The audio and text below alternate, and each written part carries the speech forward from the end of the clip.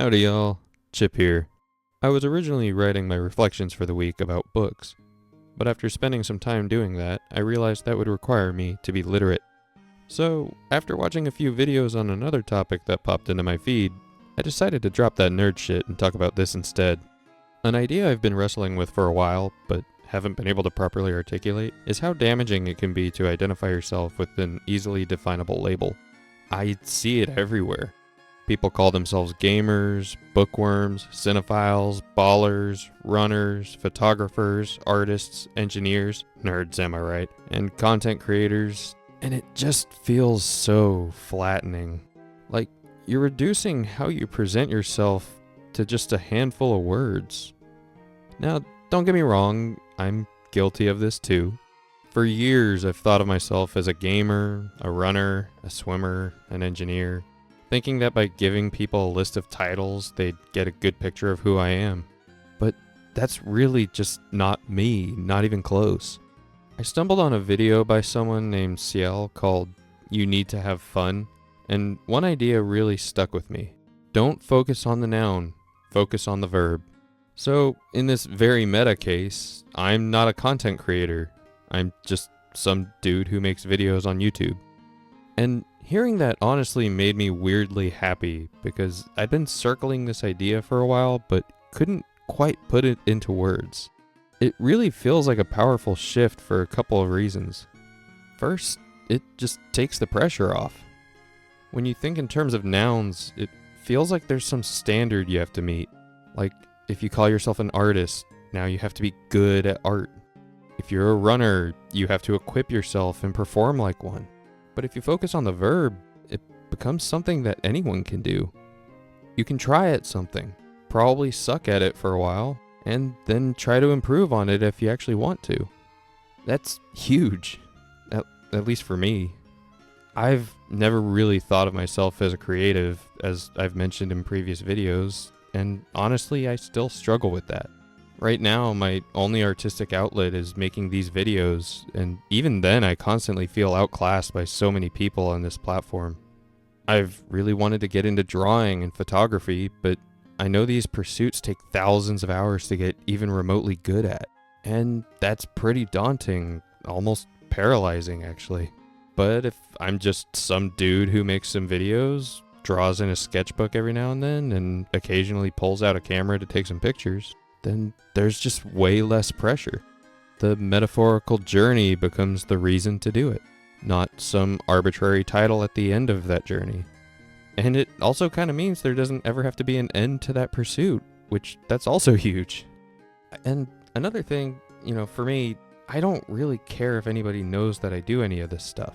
I just want to do them for me, which fits perfectly into focusing on just the verb and not the noun. Shortly after watching that video, I went for a run, and a few miles in, I found myself really thinking about this idea. And I think where this mindset really helps is the second reason it matters. I got into running when I was 18. I was a swimmer in high school, and after graduating, I wasn't going to have 4 hours a day guaranteed to train anymore. I still wanted an easy way to stay in shape, and my best friend had been jogging consistently for about a year, so I bought a pair of running shoes and asked if I could tag along. We ran every day. It didn't matter what the weather was.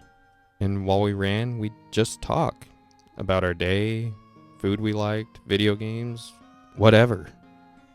When I moved off to college, running was already a habit. It's just something I did. Every day, at some point, I'd just throw on my shoes and go. I ran because I liked it. It gave me a sense of calm and time to think as the miles stacked up. It still has that effect for me to this day. 15 years later. Oh boy. But here's the thing.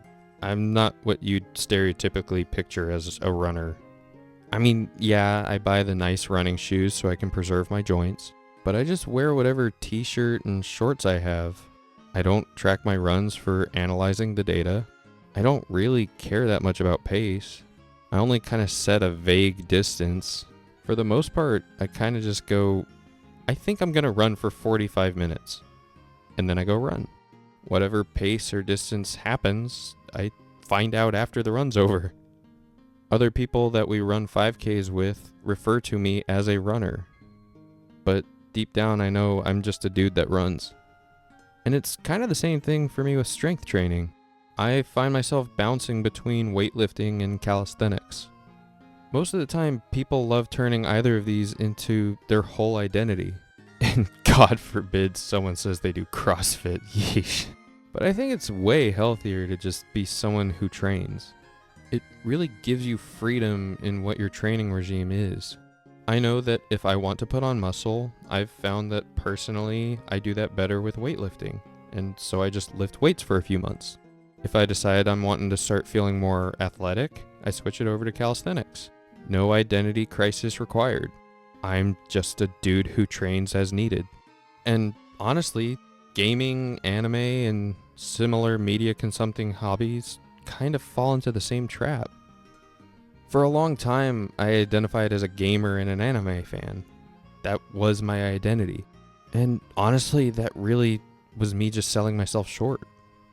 I totally understand the ease of using labels as a shorthand, but building your identity around the media you consume honestly is just kind of weird. Maybe it's because I bounce around more now. Like, there's months where I don't touch a game and I just read a ton of books. And then there's other times where I don't open a book for 6 months and I'm just binging anime and playing Monster Hunter. And if your identity is tied to one of those things, what happens when your interest fades? You kind of just lose a piece of yourself. I think this really clicked for me once I left academia and I started working. I got my first real job as a data scientist at a small R&D company, and I was surrounded by people who fully identified as engineers and scientists. These guys lived for science. They'd read papers in their free time, keep up with the latest trends in AI and machine learning. This wasn't just their job, it was who they were. And I just felt like an imposter. Because I didn't want to do that.